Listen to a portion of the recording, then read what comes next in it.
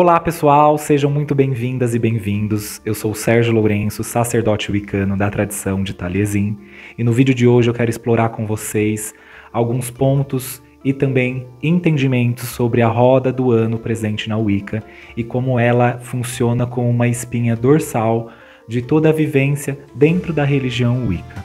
E para isso eu vou trazer alguns elementos de reflexão e também algumas curiosidades sobre a roda do ano. Vamos lá?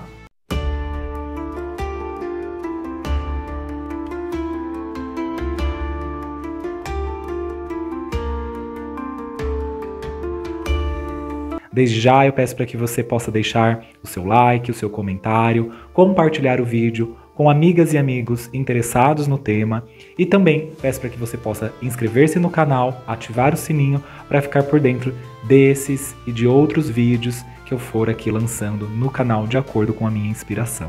Vamos lá? Se há algo que caracteriza a Wicca, sem sombra de dúvidas, é a celebração daquilo que nós chamamos de roda do ano. E a palavra roda do ano já pressupõe que nós, wiccanianos, compreendemos o tempo não de uma forma linear, mas circular e cíclico, ou seja, em que há uma repetição ascendente e evolutiva que nos coloca a pensar sobre temas ou mesmos temas, só que de perspectivas diferentes. E de uma forma geral, esses temas nada mais seriam que nascimento, vida, morte e renascimento. Na Wicca, a roda do ano nada mais é que uma expressão mitológica e ritualística da relação da deusa com o deus. E isso pode ser expresso tanto numa relação que pode ser compreendida de mãe e filho, como também de casal de amantes, a Deus e o Deus como amantes, ou ainda como uma expressão até mesmo proposta na Bíblia das Bruxas, em que haveria uma disputa entre um rei do carvalho e um rei do azevinho, e eles disputariam, então, um aspecto luminoso e um aspecto sombrio ao longo do ano, que refletiriam aí as estações da primavera-verão e também do outono e do inverno. E a deusa aí, então, com uma grande manutenção dessa ciclicidade. Outros ainda atribuiriam a roda do ano a um mito de descida da deusa e ao retorno dela. Há ainda aspectos que a gente pode pensar numa roda do ano em que somente a deusa é expressada ou vivenciada, sobretudo aí nas relações e nas práticas do que a gente pensa de uma Wicca de orientação diânica, em que a deusa passa pelos próprios ciclos de vida, morte e renascimento, de descida e ascensão do submundo, muitas vezes apoiado até mesmo em mitos e mistérios como de Deméter e Perséfone, e a relação disso com a ideia da morte e com a ideia do renascimento. E ao trazer esses exemplos para vocês, eu estou querendo dizer então que há uma diferente roda do ano, apoiada em uma grande roda do ano, aí pensada por Rose Nichols, depois por Gardner, que a gente pode dizer que há uma similaridade entre elas, mas há também uma forma de vivenciar elas. Então, cada tradição de Wicca também vai vivenciar a sua roda do ano de acordo com o mitodrama presente na tradição. Então, isso é importante observar e olhar. Então, uma roda do ano, embora ela possa ter nomes semelhantes ou até mesmo diferentes em algumas tradições de Wicca e também de paganismo, mas elas vão expressar, sobretudo, esse mitodrama. Algumas vão espelhar essa relação deusa e deus, como amantes, como consorte, o deus como consorte, a deusa solitariamente, enfim, há aspectos e aspectos, e todas elas expressam ou buscam expressar o mistério do nascimento, vida, morte e renascimento. Isso é muito importante você compreender. E como eu sempre trago referências bibliográficas para vocês apoiarem os estudos de vocês, eu gostaria de indicar alguns livros bem interessantes para vocês poderem pensar o tema da roda do ano, não somente através das celebrações, das 8 celebrações do Sabás, mas pensando nela como um todo, uma totalidade. O primeiro livro que eu indico para vocês é o Princípios do Druidismo, da Emma Hestawar. É um livro muito interessante, vale a pena a leitura para compreender até mesmo as origens da roda do ano presente na Wicca. Outro livro que eu recomendo muito vocês realizarem a leitura, e até mesmo como um ponto de referência e também análise, de conceitos, é o Enciclopédia da Bruxaria, da Doreen Valiente, em que você vai entender os 8 sabás, e ela traz muitos elementos históricos, folclóricos presentes e referentes também à roda do ano. Então é importante fazer essa leitura também. Outro livro, até mesmo de caráter mais solitário, que eu recomendo a leitura, é o livro Bruxaria Elemental, da autora, deixa eu olhar a autora que eu não lembro o nome dela, a Hero, não sei falar o nome dela, gente, mas é esse livro aqui, Bruxaria Elemental, da editora, publicado no Brasil pela editora Nova Senda. E ele é um livro muito interessante porque a autora ela embasa a prática e a vivência do praticante solitário dentro da roda do ano, trazendo expressões, símbolos, elementos, práticas, e é um livro riquíssimo de insights, de vivências e de autoconhecimento, então recomendo também essa leitura. Outro livro que eu recomendo é Rituais Celtas, do Andy, esse é um livro muito interessante e de uma inspiração folclórica e rica para poder pensar a roda do ano, sobretudo essa ideia que a gente traz da roda do ano como algo que beira ou namora com a espiritualidade celta, então vale muito a pena a leitura desse livro, até como uma exploração folclórica e também de inspiração mesmo, de pensar insights, vivências e ampliar a roda do ano para outros elementos, como a presença de significado de árvores, animais, os 4 elementos, vivências, virtudes e aspectos que a gente precisa depurar em nós ao longo do ano, então vale muito a pena a leitura deste livro aqui. Outra leitura que eu recomendo é o livro da Conway, que é o livro Mágico da Lua, que está aqui na minha frente, né? Eu estou aqui já perdido nos livros. E é um livro muito interessante para pensar a roda do ano, as estações, os ciclos sazonais, a partir das vivências das lunações que nós vivenciamos então nos esbás, né? Nos rituais de lua cheia, de lua nova, enfim. Porque muitas pessoas têm a ideia de achar que a relação dos sabás só tem a ver com a ideia do sol, mas não, tem a ver também com a ideia da lua, e como a lua vai expressando essas forças sazonais e psíquicas em nós ao longo do ano, então vale muito a pena. Só um adendo, é importante que você adapte, claro, né, se você segue a roda sul do ano, que você adapte aqui os rituais e as vivências, os conceitos de acordo com a nossa localidade de hemisfério, tá bom? Então vale a pena. O outro livro que está presente aqui, né, na Bíblia das Bruxas, que é do casal Farrar, que é o livro 8 Sabás para Bruxos, que ela explica não só o conceito mais tradicional dos sabás e traz até essa relação também sobre o rei do azevinho, o rei do carvalho, que eles exploram aqui o casal Farrar e também trazem os rituais e as explicações dos 8 sabás. E é muito interessante e muito necessário, até porque esses autores são maravilhosos ao que se refere no sentido de trazer e traçar referências históricas, antropológicas e folclóricas. Esse outro livro aqui, A Bruxa de Cada Estação, que é um mimo, assim, é um livro muito gostoso de ler, da Rachel, pela editora Nova Senda aqui no Brasil também. É um livro muito gostoso de ler porque ele traz uma exploração, claro, aí referenciado ao hemisfério norte, não ao nosso hemisfério, mas dá para você adaptar, que ela apresenta aí pequenos rituais, celebrações, feitiços, encantamentos que a gente pode fazer ao longo da roda do ano. E é muito bom esse livro, sobretudo para consultar. E por último, e não menos importante, mas esse livro dessa autora que todos conhecem, a Laurie Cabot, publicado aqui no Brasil pela editora Ardani, que é o Celebrando a Terra. Nós vamos ter aí, ao longo desse livro, os 8 sabás, ela explicando, e também trazendo feitiços, rituais, práticas folclóricas e artesanais que a gente pode incluir nas nossas práticas e vivências rituais. Então, recomendo bastante essa leitura. E já que a gente está falando de livros, até para eu não esquecer ao longo aqui da trajetória do vídeo, eu gostaria de até te dar uma dica de como você pode estudar a roda do ano de uma maneira aprofundada. Além desses livros que eu citei, quando a gente compra outros livros, ou adquire outros livros, ou acessa os outros livros que trazem a Wicca de uma forma mais generalista, ou ampliada, ou específica, enfim, muitos desses autores exploram a roda do ano. Então vale a pena, quando você estiver na proximidade de um sabá, né, em pegar aqueles livros e separar por capítulos. E ler, estudar, entender como que aqueles rituais são feitos, que simbolismos estão sendo expressos, pegar esses livros e ler cada sabá, na data daquele sabá, até para que você possa compreender os sabás ao longo da sua vivência deles. Isso dá um sentido e uma apropriação muito maior na compreensão dos sabás. Dizem as antigas tradições que as bruxas devem vivenciar os sabás para poder manter os poderes mágicos e psíquicos delas, né? E é interessante pensar isso porque isso tem mais a ver com a gente poder encarar a nossa natureza cíclica, que é própria da existência, do que necessariamente a ideia mística de ganhar poderes. É a ideia de que a gente ganha poderes mágicos, né? Como você queira pensar isso, na ideia do momento que a gente começa a se afinar com a natureza manifesta e sua ciclicidade. E isso nos dá um outro tipo de acesso interior a nós mesmos. E isso é ganhar poderes mágicos. Isso é se aprofundar magicamente na vivência e na roda da vida. A roda do ano, na Wicca, é algo fantástico porque ela é uma metáfora dentro de um ciclo de um ano, pensando aí até na forma como organizamos o nosso calendário atualmente, de 365 dias ao ano, que é a ideia então de expressar a vida maior num tempo menor, que é um ano. Então, a roda do ano nada mais é que a expressão da vida e a crença também na reencarnação. Porque se nós temos então no Sabá Meibon a morte do Deus e a sua morada em Soen no submundo ou no mundo além, nós temos em Uli o seu retorno, que é o nascimento. Então nada mais isso expressa do que a reencarnação, a metáfora da crença na reencarnação e na ciclicidade da vida e na promessa da vida trazida até mesmo e expressa até mesmo quando a gente lê a carga da deusa, por exemplo.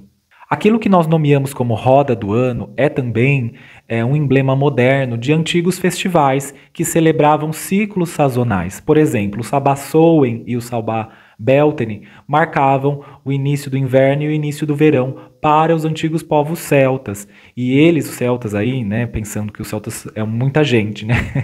Mas trazendo só brevemente para que vocês possam compreender e entender que esses festivais já eram observados na antiguidade e eles marcavam ciclos de caça, de colheita, de abundância e de restrição também. Então eles estavam ligados à vida material, eles não eram apenas simplesmente rituais místicos e metafóricos. Por que eu estou trazendo isso?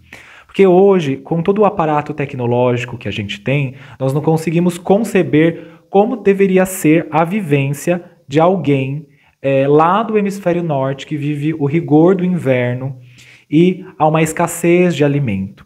Sobretudo aqui a gente no hemisfério sul, que tem uma abundância maior de sol, enfim.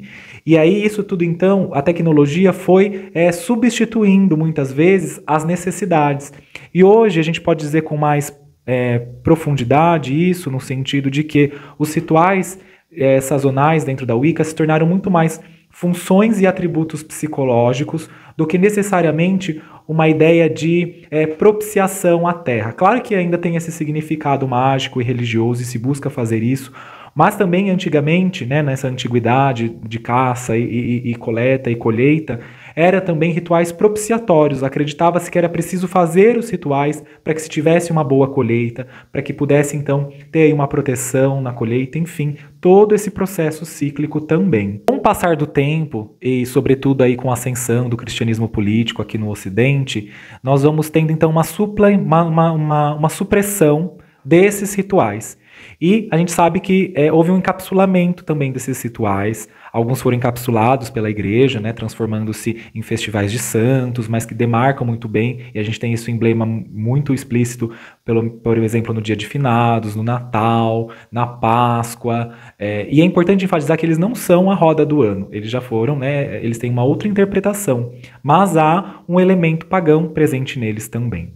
E também há uma sobrevivência desses ritos através de pequenos folclores que sobreviveram, como a ideia de fogueiras, a ideias de vestimentas, a ideias de costumes ou de pequenas simpatias que se fazem em determinadas épocas do ano, que há então uma presença desse antigo emblema dos rituais. Quando nós falamos também da roda do ano, é importante entender que a roda do ano não é apenas sobre dias e festivais, ela é também sobre uma expressão da natureza manifesta e da natureza manifesta local. O que tem acontecido e o que acontece muitas vezes é uma importação, às vezes até mesmo a crítica, dos rituais lá do hemisfério norte, pensando na nossa realidade brasileira, regional. O Brasil é um país continental, então o clima muda muito de um lugar para o outro e é importante considerar isso, sobretudo se você quer vivenciar uma Wicca que eu chamo mais pé no chão, olhando o seu entorno. Claro que você pode expressar os rituais sazonais, os sabás, através de um folclore, de uma cultura, de um mito, de uma egrégora, enfim, como você queira chamar e denominar. Mas aí eu trago uma crítica que se a Wicca é a celebração da natureza, por que não celebrar a nossa natureza local, com símbolos nossos, com emblemas nossos, e como nós também podemos fazer uma releitura desses significados desses sabás? Por exemplo, a gente fala de Iuli. Iuli envolve uma ideia de inverno rigoroso. O nosso inverno às vezes é rigoroso, às vezes não, e não envolve muitas vezes neve, não envolve necessariamente determinados vegetais, símbolos, animais. Então é importante também pensar na roda do ano, caso você queira, né, e sinta essa afinidade, como uma expressão também da natureza local, para que você possa entender isso e ser atravessado por isso a um nível muito mais subjetivo e emocional. Quando nós falamos da roda do ano, há a presença de determinados festivais que marcavam essa relação sazonal com costumes locais, costumes folclóricos. E é importante a gente pensar que alguns festivais já tinham nomes, que não necessariamente eles expressavam uma roda do ano organizada, tal como nós usamos hoje na Wicca. E é importante trazer isso porque nós pensamos que até a roda do ano foi fruto do pensamento do Gardner. E nós sabemos que não foi exatamente por ele, mas sim um acréscimo dele, porém através de um outro amigo dele que eu vou ler aqui para vocês nesse livro que eu indiquei, Princípios do Druidismo. Vamos lá? A Roda dos 8 Festivais foi introduzida no druidismo por Ross Nichols, que no final dos anos 1940, era membro da antiga Ordem Druida, a qual na época celebrava somente os 2 equinócios e o solstício de verão. Imaginava-se que teriam observado também o solstício de inverno, mas que o clima não ajudava. Durante suas pesquisas sobre o folclore irlandês, Nichols tomou conhecimento dos festivais de Samhain, Imbolc, Beltane e Lughnasadh, e resolveu incorporá-los ao druidismo. Quando essa ideia foi rejeitada pela hierarquia da antiga ordem druida, ele apresentou sua mandala de festivais a Gerald Gardner, seu amigo. Gardner, que estava no processo de reunir os elementos da Wicca moderna, imediatamente integrou esses festivais às suas ideias. Seu coven foi provavelmente o primeiro a colocá-la em prática no início da década de 1950, enquanto Nichols teve que esperar até 1964, quando liderou um grupo dissidente da antiga ordem druida para constituir a sua ordem de bardos, ovates e druidas. Tão bela é a maneira que a roda gira, marcando aproximadamente a cada 6 semanas um ponto no ciclo da mutação, unindo a comunidade e despertando nossa consciência que muitos novatos na tradição acham difícil acreditar que nem sempre foi assim. Os festivais, então, passaram a ser conhecidos dentro da Wicca como sabás. E aí, pensando a ideia de sabás não somente pelaquilo que foi produzido pela Inquisição, mas até mesmo Gardner buscou se afinar com as teses de Fraser, de Murray e até mesmo do Leland, pensando que estes eram festivais não apenas da fertilidade, mas um momento de grande reunião das bruxas e bruxos, em que eles celebravam a sua deusa e o seu deus. E é bem interessante essa associação da palavra sabá. Por exemplo, no livro Enciclopédia da Bruxaria, esse aqui, que eu citei antes para vocês, Dorian Valente fala o seguinte: a palavra sabá é causadora de muitas especulações com relação à sua origem. Alguns acham que ela é simplesmente a noite de sábado das bruxas, como um oposto ao dia de descanso dos cristãos, que acontece aos domingos. O sabá dos judeus é o sábado, o 7º dia, que era considerado sagrado. Ele ganhou esse nome de Shabbatai, Saturno, o planeta que governa o 7º dia. O domingo é o 1º dia da semana, portanto, chamá-lo de sabá, embora muito comum, não está totalmente certo. No entanto, a palavra sabá tem associações que são mais antigas do que o cristianismo, e não há razão óbvias que relacionem o Festival das Bruxas com o sabá dos judeus. Sabádios ou sabásios era um título do deus orgiástico Dionísio, o deus do êxtase que era adorado com danças e com festas selvagens. Os celebrantes de seus mistérios erguiam clamores de Sabai ou Evoé Sabá. Então dá para entender aqui, através da leitura breve aqui da Enciclopédia da Bruxaria, que há esse empréstimo da palavra sabá aos 8 festivais, fazendo uma alusão a esses rituais e reuniões noturnas ligados também à fertilidade. E como vocês sabem que eu gosto de indicar livro, eu vou indicar outro livro para vocês. Eu falei que era um livro só, mas eu vou indicar 2 livros para vocês, que é do mesmo autor, Carlo Ginzburg, e é um historiador. E ele vai trazer essa questão do sabá, a origem e a possibilidade real de ter existido esse antigo sabá das bruxas. Tem esse livro aqui, História Noturna, pela Companhia das Letras, isso mesmo, Companhia das Letras.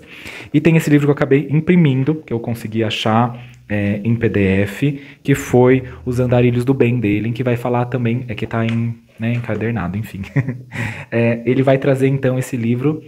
Nesses 2 livros ele vai propor a ideia dos sabás, não apenas como festivais, mas como uma ideia também, possibilidades de resistência política, a possibilidade de um culto da fertilidade, e ele vai fazer esse apanhado e registro histórico, que é muito importante para quem queira aprofundar a historicidade da religião Wicca e as suas influências e práticas, e também contrapor alguns mitos e compreendê-los como mitos fundantes da religião. Compreendida essa primeira parte, nós vamos entender então que os sabás na Wicca eles vão expressar hoje essa transformação interior que nós buscamos vivenciar. E essa transformação, até mesmo dentro de um coven, uma tradição, ela é iniciática, porque você começa a roda do ano de um jeito e termina ela totalmente transformado. Há um processo de metamorfose interior e que os 8 sabás vão expressando. E a maneira que eles foram organizados não é aleatória, tem um significado e um sentido até mesmo esotérico, espiritual, zodiacal que eu vou apresentar aqui para vocês. A roda do ano expressa 8 celebrações divididas aí ao longo dos 365 dias do ano.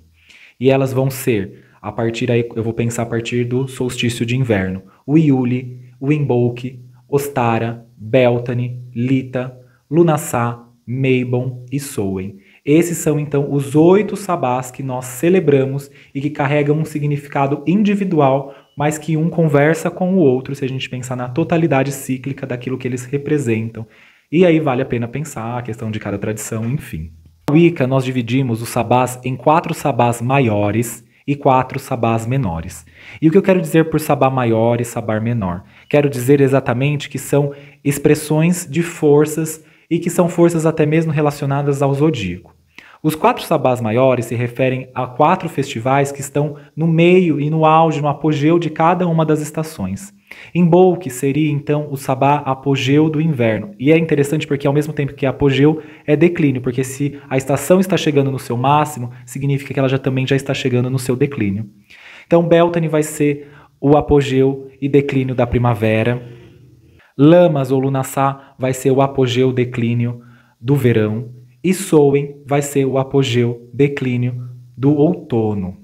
Já os sabás menores vão ser, respectivamente, os solstícios e os equinócios das estações do ano, que aí é o inverno, a primavera, o verão e o outono, então marcando aí eles dessa maneira. Então os equinócios seriam os pontos em que haveria um equilíbrio entre a luz e a escuridão, a ideia de um equilíbrio, e os solstícios, a ideia de um apogeu, tanto de luz, no caso o verão de luz, e no caso do inverno de escuridão. Então marcam esses pontos também e estão relacionados diretamente à entrada das estações do ano. E eles são o Iuli, depois Ostara, Lita e por fim Mabon ou equinócio de outono.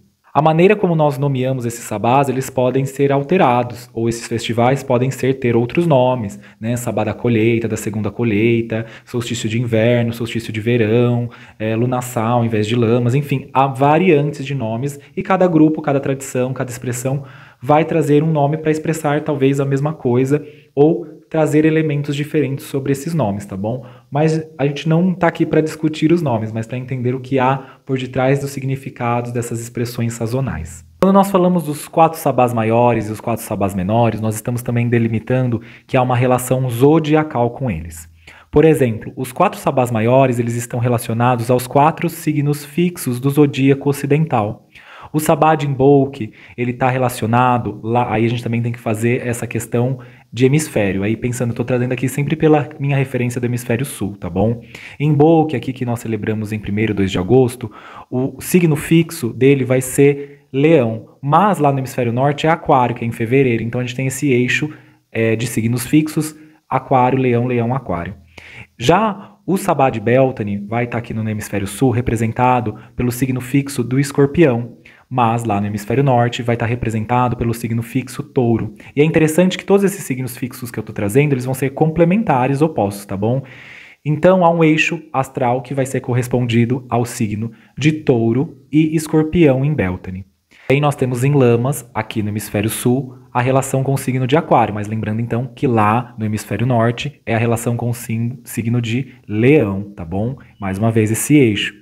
Depois nós vamos ter aí em Samhain a relação do signo de touro aqui no hemisfério sul, mas lá no hemisfério norte é o signo de escorpião, porque o Samhain lá acontece no dia 31 de outubro, que é quando o Sol está em escorpião. Esses signos, eles expressam exatamente qualidades que são presentes nesses próprios sabás, que são qualidades que também expressam virtudes, vícios, aspectos em nós que nós precisamos nos atentar e transmutar, e coisas em nós que nós precisamos conhecer ou desapegar. Então eles trazem esse emblema. Então eu aconselharia você a ler sobre esses signos, se você quiser também aprofundar o conhecimento sobre estes 4 sabás maiores. Então que signos que são aquário, Leão, Touro e Escorpião. Já os sabás menores, que falam dos equinócios e dos solstícios, eles vão trazer os signos que são cardinais, ou seja, diferente dos signos fixos, que são de caráter teimoso, os signos cardinais são aqueles ativos que abrem os princípios, que são aqueles que abrem caminhos e que abrem as estações, porque são eles que abrem as estações. Então, no solstício de inverno, nós vamos ter o signo cardinal de Câncer. Já aqui no hemisfério sul, ok? Então, eu estou trazendo sempre esse emblema do hemisfério sul. Então, vale a pena até você olhar a roda do ano pelo hemisfério norte para poder fazer essa relação. É importante dizer que, os signos zodiacais lá no hemisfério norte é o mesmo que a gente usa aqui no hemisfério sul, né? Meses com os signos. Então, não se altera a ordem deles. O que se altera é a ordem da roda do ano para se adequar às estações aqui do hemisfério sul, ok? Então, o signo cardinal de Câncer é que abre o inverno. O signo cardinal de Libra é que vai abrir a primavera aqui. O signo cardinal de Capricórnio é que vai abrir o verão aqui. E o signo cardinal de Áries é que vai abrir o outono aqui. Então, esses são signos cardinais e eles também são eixos complementares opostos um do outro. No caso, aí, o complemento e o oposto de Câncer é Capricórnio e o complemento oposto de Libra é Áries. Então há um eixo astral disso. Então também convido você a estudar sobre esses signos, compreender o que eles propiciam no seu ser, na sua vida, no momento em que o Sol atravessa eles, para poder adquirir essa profundidade desses 4 sabás menores, que é Iule, Ostara, Lita e Meibon, ok? Solstícios e equinócios. Mas, Sérgio, faltou os outros signos. Sim, que são os últimos signos, que são os mutáveis. Nós temos os cardinais, fixos e mutáveis. Então, cada estação do ano dura 3 meses, né? A gente pensando aí na roda zodiacal, elas duram 3 meses. São 12 signos, então são 3, 3, 3, 3, 12. Então, o que a gente vai entendendo? Que há um signo cardinal que abre a estação, há um signo fixo que mantém a estação e há um signo mutável que transmuta a estação, que prepara a transição de uma estação para outra. Então, aqui no hemisfério sul, o signo que vai preparar a transição do inverno para a primavera vai ser o signo de Virgem. Da primavera para o verão vai ser o signo mutável de Sagitário. Do verão para o outono vai ser o signo mutável de Peixes. E eu já falei do inverno, né, gente? Então, são esses 4 signos que vão fazer esse eixo, né? Opa, desculpa, eu esqueci. Do outono para o inverno vai ser o signo de Gêmeos, que vai fazer essa mutabilidade, essa ideia de mutável, né? Transpor uma estação para outra. E mais uma vez, são os signos complementares. Então, por exemplo, o signo de Virgem complementa com o de Peixes e cria um eixo astral, cria um eixo, né, da gente pensar complemento oposto. E o signo de Sagitário com Gêmeos cria outro eixo astral que é para complementar e opor essas duas forças. Então, mais uma vez, estudem esses signos, sobre a representação deles em si, no corpo, né, em todos os significados que eles carregam, para entender quando o Sol atravessa eles, o que isso provoca em você, o que isso te motiva, te mobiliza, porque a roda do ano é também sobre isso, é sobre coisas que nos mobilizam emocionalmente, subjetivamente, como a nossa vida material está também, né, que tipo de hábitos a gente começa a ter mais no inverno, que tipo de hábitos que a gente começa a ter mais no verão e vice-versa. E é importante compreender essa ciclicidade, porque não tem como a gente compreender a roda do ano sem esse acréscimo da astrologia. Pensando na astrologia, até mesmo na antiguidade, a astrologia foi um sistema para poder compreender o ritmo, as constelações que surgiam em determinadas épocas do ano que marcavam o início da colheita, das cheias, enfim. Então tem a ver com esses processos sazonais também. Uma coisa que é interessante, então, pensando nisso, se a gente divide a roda do ano apenas em 4 etapas, não em 8 etapas, mas elas em 4, a gente pode pensar que há momentos e simbolismos e forças que elas representam. E nós chamamos isso na Wicca de maré. A maré, assim como a maré do mar, são momentos mais propiciatórios. Por exemplo, você não vai querer plantar que algo cresça no rigor de um inverno. Talvez isso vai ficar mais contido, mais limitado. E isso você pode pensar tanto espiritualmente como materialmente. Então é importante respeitar a maré, há um momento para tudo, assim como nós usamos também as marés das luas. Há momento da lua cheia, momento da lua minguante, e respeitar essas marés é importante até mesmo para você saber o que está sentindo e como se colocar de uma forma mais conectada com a natureza. E as marés da roda do ano são 4 e nós dividimos elas através dos momentos de cada sabá, né? Esses meses que vão sendo aí configurados pelos sabás. Nós vamos começar então pela maré da semeadura. E a maré da semeadura é o momento então dos sabás Ostara e Beltane. E esses sabás, né, esse momento da maré da semeadura é sobre isso, semear. Vamos começar a plantar, vamos começar a cuidar da terra, dos nossos planos, dos nossos desejos. Então esse é um momento de expansão, de crescimento, de saída total da escuridão. Depois nós vamos ter ali em Lita e Lamas, ou Lita e Lunassá, o meio do verão, a ideia então que é o momento da maré da colheita. Aquilo que eu plantei, semeei, agora eu vou começar a colher. Então é o momento de eu ver o resultado do meu trabalho. É o apogeu da luz, mas também é o declínio dela. Então eu vou precisar ali começar a colher. E isso pode ser colhido tanto no sentido literal da questão, como no sentido metafórico e simbólico. Depois nós vamos ter os sabás então de Mabon e Samhain, que vão marcar aí o outono, e vai ser o momento da maré do planejamento. Ou seja, olha que interessante. Aquilo que eu semeei e agora colhi, eu preciso saber organizar, me planejar com os frutos. Quais frutos eu vou usar para minha alimentação? E isso você pode pensar tanto literal como simbolicamente. Quais frutos eu vou guardar para poder plantar posteriormente? O que eu preciso eliminar? O que eu preciso me assegurar, me proteger? Porque agora vai começar a chegar o rigor do inverno. E o inverno vai ser marcado então pelos sabás Yuli e Imbolc, que vai ser o momento da maré da destruição, ou seja, é a vida se regenerando para recomeçar novamente. Então é o momento de eu saber usar os meus recursos, é o momento também de purificação, de limpeza, de proteção, é o momento também de introspecção. Então, quando a gente fala sobre os 8 sabás, a gente precisa pensar neles não como algo isolado, singular e individual. Claro que cada um fornece para nós uma psicologia, um simbolismo, uma energia, um tipo de prática, ou feitiço, ou conexão que pode ser feita, uma faceta da deusa e do Deus que pode ser buscada em nós. Mas nós precisamos pensar neles como um todo, como algo que sempre está. A roda do ano nunca é fixa, ela está sempre girando, girando, e ela vai falar, sobretudo, das nossas transformações. E quando nós nos colocamos a espelhar as nossas vivências de acordo com a roda do ano, nós nos propiciamos a observar a nós e a vida de uma maneira muito mais profunda, muito mais mágica, muito mais sagrada. E uma última dica que eu dou antes de encerrar o vídeo e agradecer a sua audiência até aqui é que a roda do ano, ela pode ser lida e compreendida por muitos aspectos. Talvez seja interessante você estudar geografia, você estudar também questões de clima, você estudar também astronomia, estudar também astrologia, estudar biologia para entender os biomas, para entender também os ciclos das coisas, os animais que aparecem. Tudo isso pode ser um motivador para você compreender e ampliar a sua relação com a roda do ano. Muito obrigado e até uma próxima oportunidade.